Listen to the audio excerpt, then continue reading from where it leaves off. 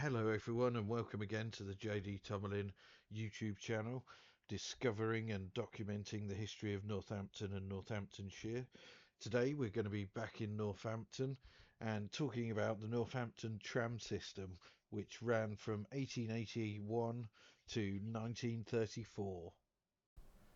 The initial service was a horse-drawn service which opened on the 4th of June 1881, and this service continued until 1904 when the service was electrified. All of the services ran from All Saints Church in the town centre, and it ran under the name of Northampton Street Tramways. And that company lasted from 1881 to 1901, when in 1901 the Northampton Corporation Tramways brought the business for £38,700, which is about 7 million in today's money. As I said, it continued as a horse-drawn service until 1904, when the 70 horses or so were sold, and the tram cars as well, and replaced by electric tram cars. Northwards, the route went via Sheep Street and Barrack Road up to Kingsthorpe. Eastwards, the lines split at Abington Square, and so they go up Abington Street and then one along the Wellingborough Road to Abington Park, and one along the Kettering Road up to the White Elephant pub, or just past the White Elephant pub. Westwards, the route took you through Gold Street, down past Castle Station, and eventually up to just past Franklin's Gardens. This was then followed by an extension down to Far Cotton, which was opened after the line was electrified in 1914. The tram system would have looked like this, as you see before you now. Obviously this is just a rough map that I've drawn myself, but the distances are about correct from the information that I've been given. It would have been 6.4 miles long,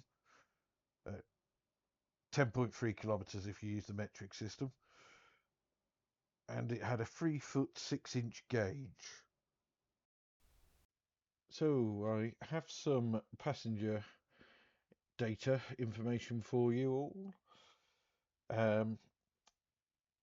Between the 4th of June and the 6th of October 1881, the tram service carried 228,476 passengers, so it was well used from its inception, really. In 1906, it had, I believe, sorry, I'm going to keep looking down there because I've written it down. I can't, unfortunately, can't remember everything. It had 5 million annual journeys in 1906, so that is a fairly impressive number. I think you'd agree. In 1913, just before the First World War, it had 7.5 million journeys per year, and its peak year, at its peak in 1928, it had a total of 13.8 million journeys on the tram system. So it's actually really impressive numbers, I'd say. Of course, the town's population in that time period, so if we start in 1881, I think it was about 45,000. By 1934, it had risen to over 90,000. Of course, today it stands at well over that, probably nearer 300,000, if not above 300,000. Because it raises an interesting question. It often or occasionally comes up, could Northampton do with a tram service now? In fact, one of my friends asked me, well, no, he didn't ask me, he said, we need it back. When he heard that I was doing this today, um, yeah, I think it would be a good idea.